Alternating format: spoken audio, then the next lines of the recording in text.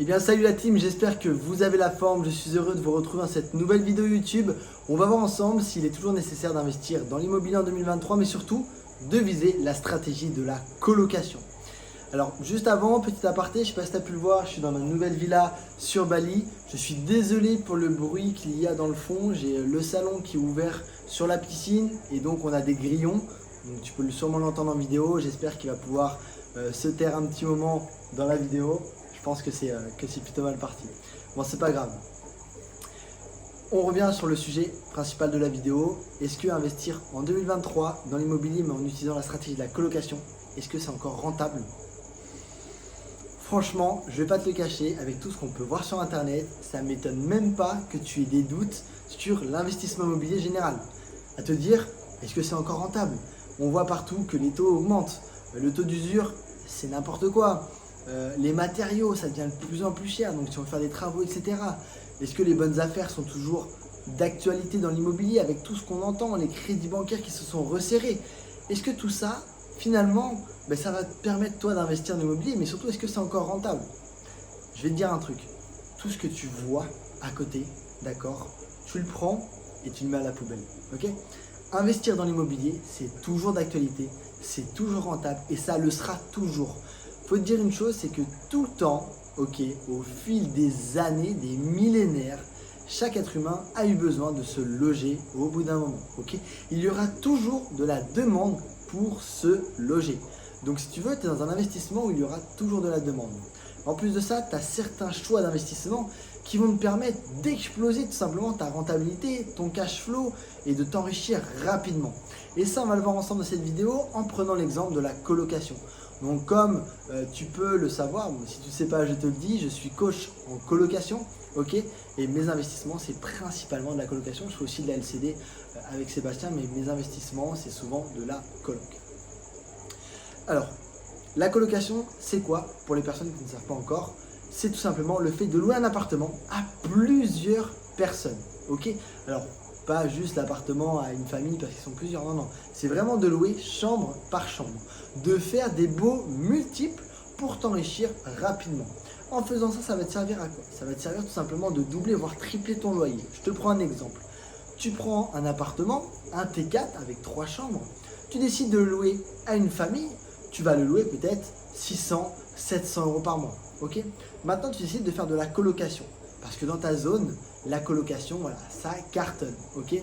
Tu fais ta colocation, tu loues chaque chambre, donc 3 chambres, 500 euros, admettons, avec les charges, ok, on va faire vraiment global là, ça te fait 1500 euros de loyer tous les mois. Donc tu as doublé ta rente locative, ok? Et c'est comme ça qu'il faut que tu vois que ça fonctionne. En plus de ça, quand tu vas présenter un dossier en banque, en colocation, c'est tout bénef. C'est tout bénef, ta rentabilité elle explose, ton retour sur investissement il explose, c'est beaucoup plus rentable. Ok. Après, il y a beaucoup de personnes qui se disent, oui mais c'est bien beau Quentin, tu dis ça, machin, mais la coloc, moi dans ma ville, ça ne fonctionne pas, il n'y a pas d'université. Et justement, c'est là où je voulais en venir, c'est que tu n'as pas besoin d'université pour faire de la colocation. Pour faire de la colocation, tu vas faire en amont ce qu'on appelle une étude de marché. Tu vas venir étudier ton marché, tu vas venir étudier les différents flux qui vont impacter ta stratégie locative et en plus de ça, tu vas venir étudier le prix que tu vas pouvoir louer ta chambre. Et ça, j'en parle dans cette vidéo. Tout d'abord, l'étude de marché, c'est pour moi la chose la plus importante. Il ne faut jamais que tu passes à côté de ton étude de marché. Ça va tout simplement déterminer plusieurs facteurs. Okay. Ensuite, pour la colocation, déjà, tu vas avoir différents flux. Tu vas pouvoir te rendre compte lors de ton étude de marché que tu vas avoir plusieurs flux qui vont impacter des stratégies. En stratégie, on a quoi? La location courte durée, Airbnb, Booking, etc. On va avoir le flux de la coloc, ok, de la colocation. Tu vas avoir la location long terme. Tu vas pouvoir même voir d'autres stratégies, alors pas des stratégies de location, mais plus des stratégies d'investissement, immeubles de rapport, achat-revente. Tu vas pouvoir également voir la division, diviser un appartement en 2 petits apparts, etc. Ok?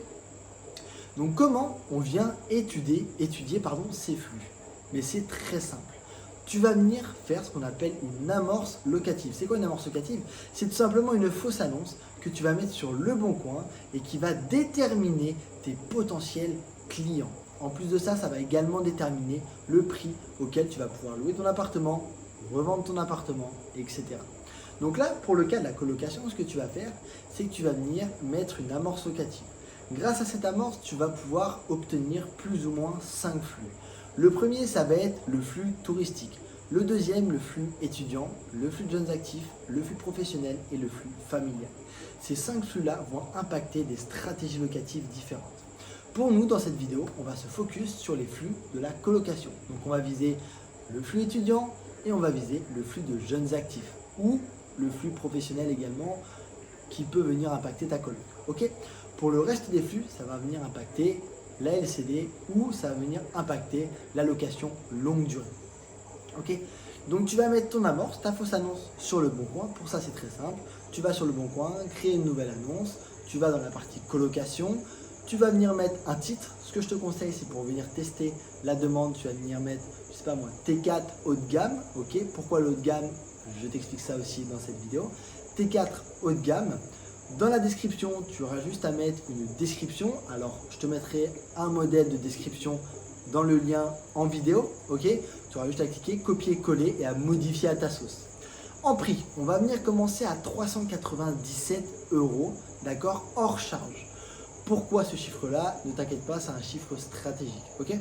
Ensuite, dans la description, il y aura décrit 87 € de forfait de charge. Pourquoi on ne dit pas aux étudiants paye ton eau, paye ton électricité, etc. Parce que tu vas venir faire un forfait. D'une, ça va faciliter la vie à l'étudiant. Donc ta prestation tout de suite, elle est beaucoup plus haute. De deux, c'est que toi, tout simplement, tu vas pouvoir potentiellement gagner un petit peu d'argent là-dessus. Ça va être beaucoup plus simple, tu auras beaucoup plus de demandes. C'est beaucoup mieux. Il faut que tu dises un truc, c'est que l'étudiant, il arrive, ou le jeune actif, ou le professionnel. En gros, le gars arrive, il pose ses valises, il est chez lui. Ok ? Donc voilà, revenons à l'amorce locative. Tu vas venir donc mettre 397 €, ok, hors charge. Dans la description, tu mets bien 87 € de charge. De toute façon, tout est indiqué dans la description. Tu auras juste à copier-coller et à modifier à ta sauce. Tu viens donc mettre ça en place et ensuite, tu la postes. Alors avant de poster, j'ai oublié les photos. La première photo, tu vas mettre une photo d'une chambre. Les étudiants, ce qu'ils cherchent, c'est la chambre. Ok, ça sert à rien de mettre une photo d'une chambre, d'un château, tout en or, etc. Ok, non, ça sert strictement à rien. Ce qu'il faut que tu fasses, c'est une chambre basique de coloc rénovée. Pour ça, c'est très simple. Je te déconseille d'aller directement chercher tes photos sur Google Images. Tu peux te faire bloquer ton annonce via le bon coin. Va directement sur Pinterest, c'est libre de droit. Tu tapes colocation, tu prends une photo et voilà. Première photo, photo d'une chambre. Deuxième photo, photo des communs. Ok, super important. Donc là, ça va être tout ce qui va être salon, télé, etc. Et enfin, troisième photo, photo de la salle de bain. Ok ? Tu viens mettre ça en place, tu postes l'annonce. Tu coches bien la case comme quoi les gens peuvent t'appeler. Super important. Ton annonce est prête, elle est en ligne. Ok ? Au bout d'une journée, tu as un coup de téléphone. D'accord ? Alors comment dire aux gens que c'est une fausse annonce? C'est très simple. Quand tu es au téléphone, tu dis tout simplement que ton annonce, que ta colocation, elle est déjà remplie. Ok ? Que voilà, tu as eu beaucoup de demandes et tu as pu prendre des gens. Voilà, la colocation, elle est déjà complète. Ok ? N'oublie pas de demander à la personne également quelle est sa profession, quel est son statut, est-ce que c'est un jeune actif, est-ce que c'est un étudiant. Grâce à ça, ça va te permettre de savoir si dans ta ville tu as plus des jeunes actifs, étudiants, etc. Ça va te permettre de déterminer ton flux. Donc ça, en plus de ça, ça va t'entraîner pour tes prochains investissements. Ok, donc tu as fait ça, super. Maintenant, ce que tu vas faire, c'est répondre aux questions également sur le bon coin. Voilà, parce que tu as énormément de questions sur le bon coin, directement en message, tu leur réponds, tu leur dis que c'est plus d'actualité, etc. Voilà, mais tu notes toujours leur statut. Ok, dès que ça c'est bon, tu as vu que en une semaine, tu avais eu 50, 60 demandes. Ça veut dire que ton prix est trop bas. Okay. Ce que tu vas faire, c'est que tu vas l'augmenter. Tu vas passer de 397 € dans ton amorce à 497 €. Tu vas augmenter de 100 € et tu gardes ce 87 € de forfait de charge. Okay. Tu viens mettre ça en place. Ok. Une fois que c'est bon, tu repostes l'annonce. Tac, tu as encore des demandes, un petit peu moins, tu en as 10, 15. Ok, tu repostes ton amorce avec 50 € de plus et normalement, ça va être vraiment le juste prix. Il te faut environ 2 à 3 appels par semaine pour te dire ok, c'est ce prix-là à laquelle je vais pouvoir louer ma chambre dans la colocation. Donc ça, c'est vraiment, vraiment très important. Pourquoi on vient faire aussi également un forfait de charge? Parce que dans ce forfait de charge, tu vas inclure Netflix, une femme de ménage, etc. Ce qu'on vient faire, c'est du plus ou moins haut de gamme, d'accord? Les étudiants, ils arrivent, ils voient que directement, tu as une femme de ménage qui a Netflix. Si jamais le devis travaux te le permet, inclus directement une Play, ok, t'inclus une console de jeu, voilà. Faut vraiment faire du luxe pour avoir des choses qui vont être rentables et venir toucher une concurrence, enfin venir te démarquer de la concurrence et toucher en fait des personnes qui vont pouvoir louer cet appartement, ok. Donc voilà, super important là-dessus. Ok, dès que ton amorce elle est bonne, bon, tu sais que dans ce secteur-là, bien sûr, tu as de la demande. Maintenant, la phase de recherche. Donc, je vais t'épargner toute la phase de recherche de biens, la phase de négociation. Sinon, la vidéo, elle dure 4-5 heures. Ok, par contre, tu auras plein d'autres vidéos qui vont t'expliquer comment négocier avec les 4 phases de négociation d'investissement immobilier, comment automatiser tes recherches, etc. Il y aura des vidéos là-dessus, ne t'inquiète pas. Je vais quand même parler de type d'appartement qu'il faut que tu vises pour une coloc. Très simple, tu vas viser généralement un T3 optimisable en T4. Alors en fait, c'est très simple. Généralement, les appartements qui sont en dessous des années 2000, d'accord, ont la cuisine séparée du séjour. Ça va te permettre, toi, de pouvoir créer une chambre dans la cuisine actuelle et la cuisine la déplacer dans le séjour. Faire une cuisine ouverte sur le salon et donc dans l'ancienne cuisine, venir créer une chambre. Pourquoi dans l'ancienne cuisine? Si tu veux, pour créer une chambre, il te faut impérativement une fenêtre, c'est les normes incendies. Ok, si jamais tu as une couille dans l'appartement, qui a un problème, tout de suite ça va être un peu plus compliqué, hein, d'accord. Donc une chambre pour les normes, une fenêtre pour les normes incendies. Ensuite, il te faut une superficie de 9 mètres carrés ou plus pour créer une chambre. Sinon, ça va être considéré comme un bureau. Et quand tu vas vouloir revendre l'appartement, tu ne vas pas revendre un T3, mais tu vas revendre un T3, un T2 bis, enfin bref. Donc ça va pas être cool, tu vois. En gros, il faut vraiment que tu puisses avoir plus de 9 mètres carrés et comme ça, tu es tranquille. Si jamais c'est des murs porteurs, d'accord, tu peux pas avoir 9 mètres carrés, ok. Ce que tu peux faire, c'est qu'au niveau de la porte, quand tu vas fermer, sur les côtés, par exemple, inclure, si tu as un peu de placo ou quoi, venir inclure, qui vont ressortir du mur, des rangements, voilà, pour les vêtements, un dressing. Ça compte dans le métrage, ok. Le fait que ça ressorte de l'autre côté, ça compte dans le métrage de la pièce pour gagner quelques centimètres. Voilà, si tu es à 8,9, tu peux gagner comme ça 9 mètres carrés pile. Ok, donc le but, c'est quand tu vas viser un T3, ça va être de l'acheter en dessous du prix du T3, l'optimiser, faire des travaux de rénovation et des travaux d'agencement pour venir créer le plus de chambres possible, d'accord. On n'oublie pas, quand on a créé une chambre, on essaie de voir dans les autres chambres déjà disponibles, si elles font par exemple 13-14 mètres carrés, mais pour venir y inclure également une salle de bain dans chaque chambre. Ça évite d'avoir 4 chambres et une seule salle de bain, tu vois, c'est pas ouf. Vaut mieux avoir une chambre avec une salle de bain privative, genre une suite parentale, que elle, tu vas pouvoir la louer 600 €, charge comprise, et les autres, tu vas les louer 500 € charge comprise parce qu'il n'y a pas la salle de bain, mais ils ont une salle de bain commune, tu vois. Comme ça, tu vas gagner de la valeur. Ça, pareil, ce sera vraiment l'objet d'une autre vidéo où ça sera vraiment dans l'optimisation. Il faut vraiment que tu te mettes ça en tête, optimiser à 100% ton investissement. En plus de ça, ça va te permettre 3 choses de faire des travaux et d'optimiser. 1, le déficit foncier, tu vas pouvoir venir déduire des impositions de tes travaux.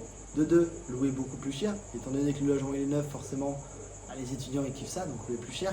Et de 3, ça va te permettre d'avoir une plus-value à la revente. Donc voilà, tu viens viser un T3 que tu vas pouvoir optimiser en T4. Le but, c'est simplement de viser un T3 que tu vas acheter en dessous du prix du marché. Tu vas faire toute la création et donc forcément, tu vas viser un T4 et le T4, tu vas pouvoir le revendre au prix un peu plus d'un T4. Ok. Donc voilà, ça c'est super important. Donc là, c'est pour le côté un petit peu optimisation, viser un T3 en dessous pour en créer un T4 et si tu veux revendre, tu cartonnes. Ok. Maintenant, je vais également te parler du fait de pouvoir gérer une colocation. Alors, en fait, il y a beaucoup de personnes qui m'ont dit « Ouais, c'est bien beau une coloc, mais c'est trop de gestion. C'est trop compliqué, il y a un problème, et patati et patata. Et puis j'ai peur que les étudiants, ils me cassent l'appartement. Tout ça, oui, on l'entend. Et oui, ça existe, d'accord. C'est des cas qui sont assez rares, ça existe, ok. Maintenant, tu as tellement d'assurances de mise en place. Tu vas avoir Visal pour les loyers impayés, également pour la casse. Visal, c'est une assurance gratuite mise en place par l'État qui est disponible pour les étudiants. Donc ça, c'est super bien. Tu vas avoir Uncle également. Tu as beaucoup d'assurances qui sont mises en place, tu vois. Donc franchement, voilà. Après, bien choisir ses locataires. Ça aussi, c'est l'objet d'une autre vidéo. Comment bien choisir ses locataires, c'est super important. Pour optimiser, donc petit conseil pour l'optimisation. En gros, si tu veux, moi ce que j'aime bien faire, c'est d'avoir, par exemple, dans un T4, j'ai un jeune actif qui va rester 1 an, 2 ans dans l'appart et le reste, ça va être des étudiants, ok. Par exemple, 2 autres étudiants. Et en gros, si tu veux, je vais confier le turnover aux jeunes actifs. C'est-à-dire que quand tes étudiants vont partir de l'appartement, c'est le jeune actif qui lui va faire l'entrée et sortie des futures personnes. Je lui donne 50 € par mois, voilà. Et lui il est content, il a juste fait rentrer et sortir des personnes. Et puis toi tu es vraiment tranquille. Ok? Donc ça c'est plutôt intéressant. Ce que je fais également, c'est où je le confie à l'étudiant pour faire le check-in et check-out, donc l'état des lieux sortie et entrant, ou alors à la femme de ménage directement qui vient une fois toutes les 2 semaines, une fois par semaine, pardon, ou toutes les 2 semaines, ça va dépendre, dans l'appartement. Ok? Donc voilà, ça peut être une des parties des automatisations pour faire une colocation.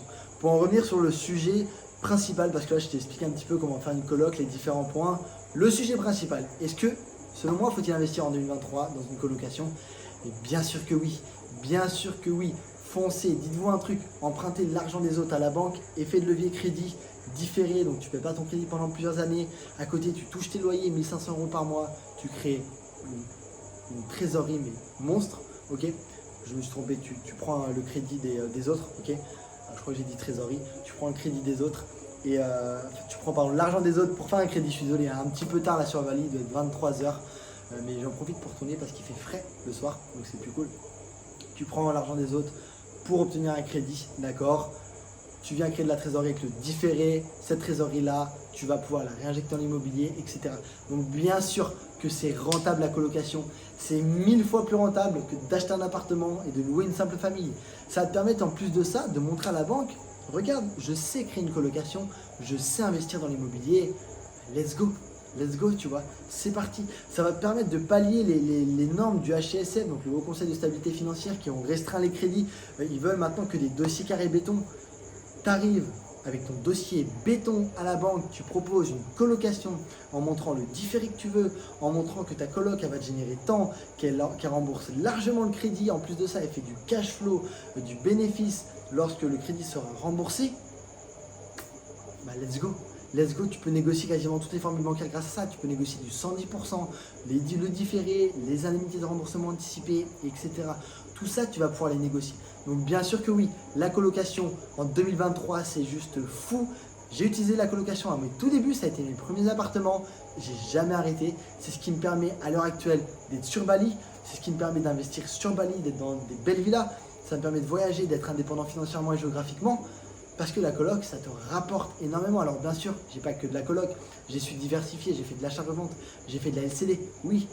Mais la colocation reste, on va dire, ma stratégie préférée et celle que j'utilise le plus, ok? Ça dépend de chaque personne. Sébastien, lui, te dira qu'il fera plus de la LCD parce qu'il a ses raisons, parce que voilà, il a ses objectifs, etc.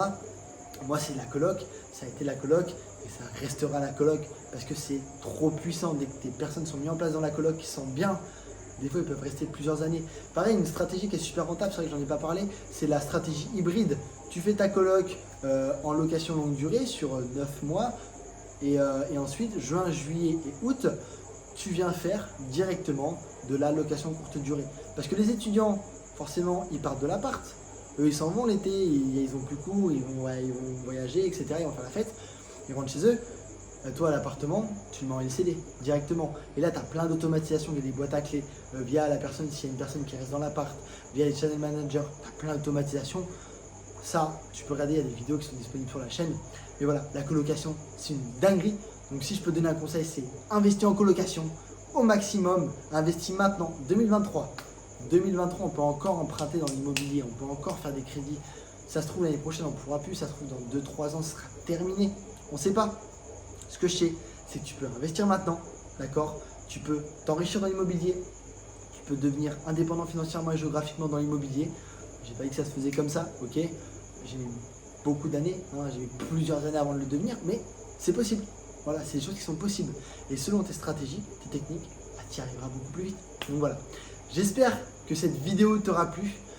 N'hésite pas à me dire ce que tu en penses en commentaire. Tu peux retrouver aussi dans la description le lien de la biographie que tu pourras mettre en amorce locative, le lien de notre chaîne et également ce que tu peux retrouver, c'est une formation totalement gratuite disponible en cliquant sur le lien en biographie où je t'en dis beaucoup plus avec Sébastien. On rentre beaucoup plus dans les détails de l'investissement, de la coloc, de la LCD. Voilà, On aborde beaucoup de sujets et en plus de ça, c'est que c'est totalement gratuit.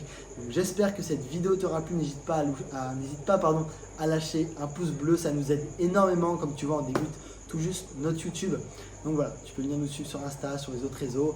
Mais n'hésite pas à t'abonner et à liker si tu veux beaucoup plus de vidéos. Et en tout cas, très très bon investissement à toi. Fonce, ne perds pas de temps. Let's go. La liberté financière est un choix. Salut!